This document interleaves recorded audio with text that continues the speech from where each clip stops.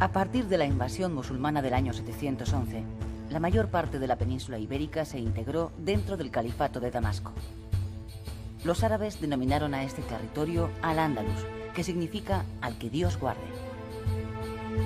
El asentamiento progresivo en la península de árabes, bereberes o sirios dio paso a un periodo de luchas tribales que los musulmanes trasplantaron desde sus lugares de origen al territorio hispánico.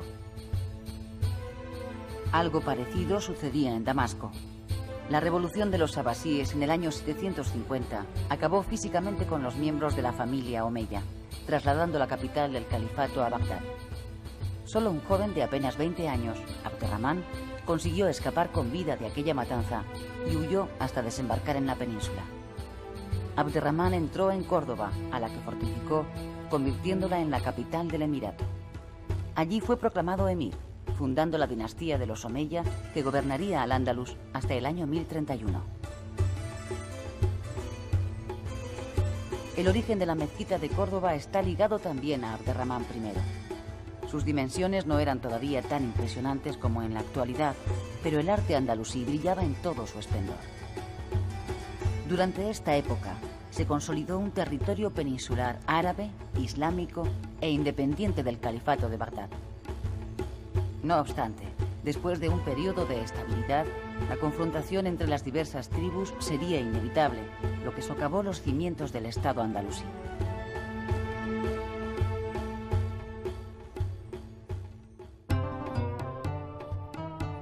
A la compleja composición de esta sociedad, que estaba formada principalmente por elementos de procedencia árabe y siria, habría que añadir el continuo goteo cada vez mayor de todo tipo de grupos procedentes del Magreb. Se trataba de un conjunto de familias de distinto linaje que arrastraron a la península sus odios ancestrales, lo que no les impidió apropiarse y luego repartirse las mejores tierras. En estos repartos, el elemento árabe salió muy beneficiado en comparación con el bereber. La aristocracia guerrera musulmana se iría transformando en una especie de nobleza territorial al adquirir la plena propiedad de la tierra o, en su defecto, el usufructo. En torno a esta aristocracia se formaría otro grupo heterogéneo compuesto por sus clientes o patrocinados, conocidos por el nombre de maulas.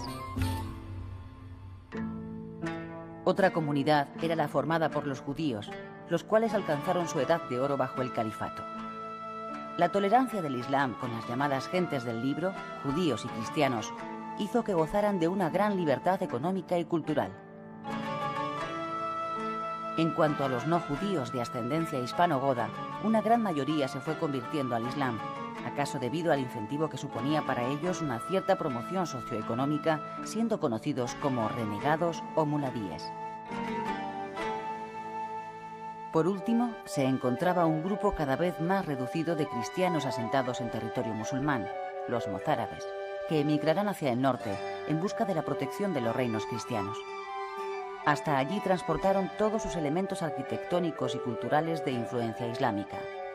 La iglesia de San Cebrián de Mazote, en Valladolid, es una buena prueba de ello.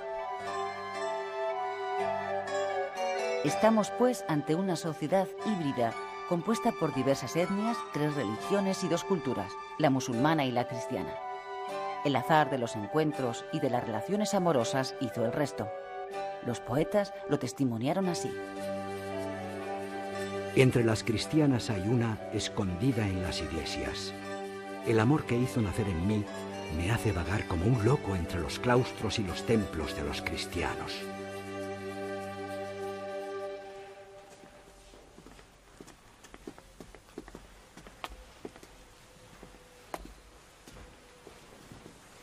En definitiva, se trataba de una sociedad muy difícil de conciliar, aunque por fortuna también se gestó otra sociedad multirracial o multicultural que serviría de nudo entre Oriente y Occidente. Las conexiones de Al-Ándalus con el Oriente Islámico fueron siempre muy fluidas gracias al comercio y las peregrinaciones a la Meca. Así, se creó una unión espiritual entre los andalusíes y sus hermanos de Oriente que produjo un intercambio cultural que a través de la península ibérica llegaría hasta el resto de Europa. Esta sociedad en continua mutación hizo de Córdoba un crisol que alcanzaría su apogeo en el siglo X. A partir del año 822, con Abderramán II, Córdoba fue un gran centro cultural en el que la historia, la literatura, la filosofía, la medicina y el arte encontraron el territorio idóneo para su desarrollo y el lugar desde el que influiría en la sociedad cristiana occidental. ودائي ودائي ليس يدريه سوائي ورب قادر ملك جليل. La lengua árabe se convirtió en sinónimo de lengua culta entre toda la población de Al-Ándalus.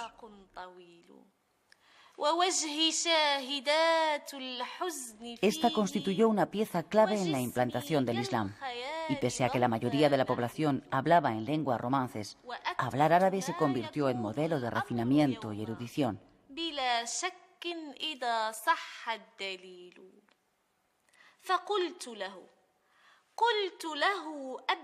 Esa moda de aprender árabe sería denunciada por el mozárabe Álvaro de Córdoba, quien en pleno siglo IX exclamaba: muchos de mis correligionarios leen poesías y cuentos árabes y estudian las obras de los filósofos y teólogos mahometanos no para rebatirlas, sino para aprender a expresarse en el lenguaje árabe más correcta y elegantemente. Máximas como busca el saber desde la cuna hasta la tumba iban a marcar la tónica cultural en Al-Ándalus y en especial en Córdoba, en donde abundaban los hombres de letras y de ciencias. Las traducciones del griego al árabe y del árabe al latín que se llevaron a cabo en Al-Ándalus fueron también importantes en el florecimiento posterior de las escuelas europeas, como las de París, Oxford o Estrasburgo. Por esta vía llegó también a Europa el pensamiento de filósofos griegos como Aristóteles.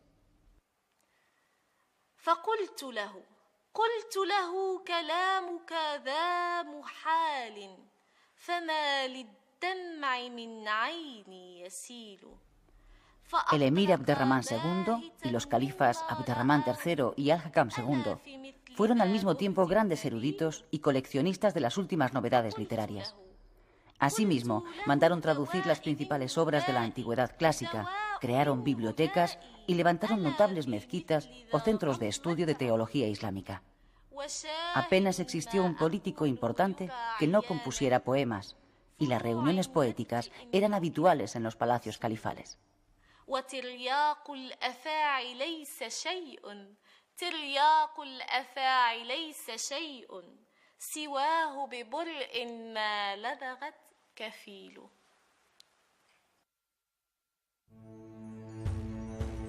Todo este acervo cultural ocurría en el interior de unas ciudades hispano-árabes que no se diferenciaban apenas del resto de las ciudades musulmanas. Córdoba llegó a albergar una población cercana a los 100.000 habitantes en una época en que París o Roma apenas llegaban a los 40.000. Aunque el campo continuaba siendo la base del asentamiento de la población, pronto las ciudades adquirirán el máximo protagonismo gracias al desarrollo de sus actividades mercantiles.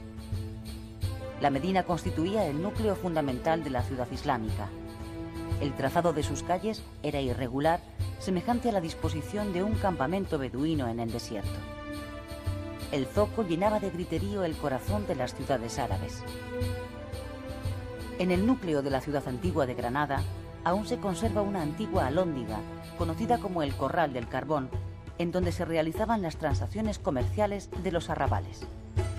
Un conjunto de calles, habitadas por gentes pertenecientes a un mismo grupo religioso o étnico o a una misma actividad económica, constituían un arrabal o barrio extenso, que venía a ser una pequeña ciudad. La serie de arrabales, relativamente autónomos, se distribuían en torno a un núcleo central, la Medina, que incluía la mezquita mayor, la alcaicería, lugar donde se venden los productos más valiosos como la seda, y los edificios destinados a depósito de mercancías.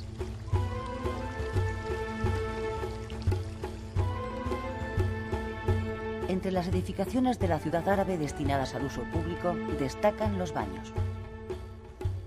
Herencia de las termas romanas, los baños musulmanes eran lugares muy frecuentados en donde se purificaba el cuerpo a la vez que se hacía una cierta vida social.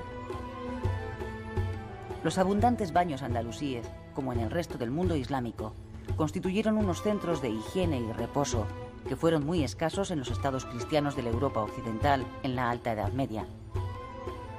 Los baños árabes solían tener de 3 a 4 salas: vestíbulo o zaguán, que era el lugar de descanso, sala de reposo, sala templada y sala caliente. La ciudad andalusí responde a unas costumbres y a una mentalidad muy distinta de las poblaciones hispano-cristianas. Las características de las viviendas musulmanas influyen con sus exigencias sobre la totalidad del plano urbano. La proximidad de las construcciones y la falta de aire que reflejan sus fachadas queda suplida por los patios interiores amplios, luminosos y en ocasiones ajardinados. Así los podemos ver ahora en los patios andaluces. Para el musulmán, la casa es un refugio frente al mundo exterior. Vertida hacia sí misma, la vida se desarrollaba en torno al patio central, en las terrazas o en los sobrados. La casa árabe revela un deseo de intimidad y soledad notables.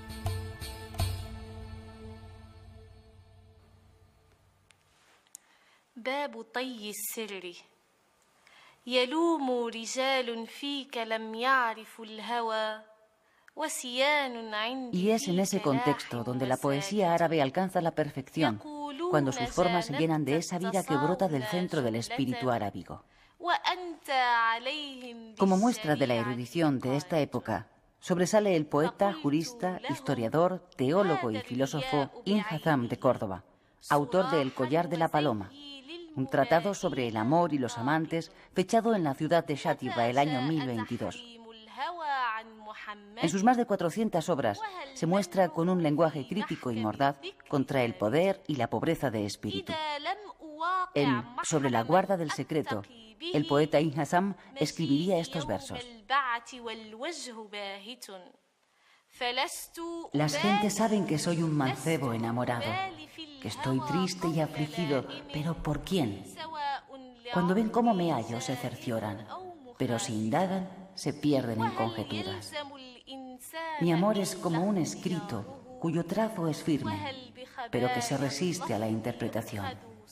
O como la voz de la paloma en el boscaje que repite su canción de rama en rama y cuyo murmullo deleita nuestros oídos, pero cuyo sentido es enigmático y oscuro. Me dicen, por Dios, dinos el nombre de aquel cuyo amor alejó de ti el sueño tranquilo. Pero nunca, antes de que logren lo que desean, habría de perder la razón y afrontaría cualquier desventura. Siempre estarán en la desazón de la duda, tomando la sospecha como certidumbre y la certidumbre como sospecha. تلد بأفواهه أسماعنا ومعناه مستعجم لم يبن. La incorporación de la península al imperio musulmán permitió recobrar la vocación mediterránea que los godos habían desviado y volver a las antiguas rutas del comercio. Las transacciones comerciales entre la sociedad musulmana y la cristiana fueron continuas. La afluencia de objetos valiosos llegados a los reinos cristianos desde Al-Ándalus puede observarse en la cantidad de bienes suntuarios que se conservan en monasterios o catedrales. Por lo que se refiere a las relaciones con el resto del mundo musulmán, la Hispania islámica parece reclamar solo objetos lujosos, a la vez que exportó, sobre todo a Egipto, la madera necesaria para las construcciones navales. La explotación de los bosques sirvió para desarrollar una notable industria naval, como lo demuestra la importancia de las atarazanas de Sevilla, Tortosa o Alcázar Dorsal. Al-Ándalus era vista en el siglo X como generosa en seda, dulce de miel, completa de azúcar, iluminada por cera de candelas, abundante de aceite, alegre de azafrán.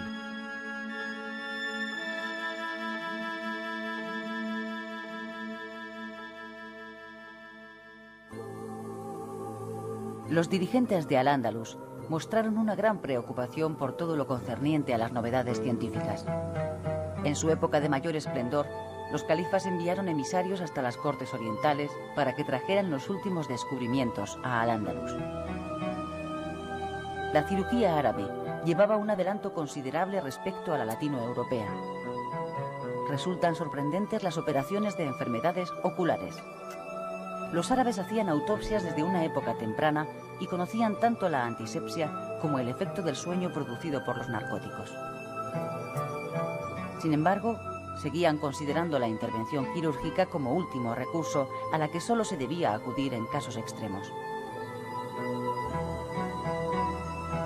Por su parte, la medicina y la farmacopea se renovarán con la traducción de la materia médica del Tratado de Dioscórides, regalo del emperador bizantino Constantino VII a Abderramán III.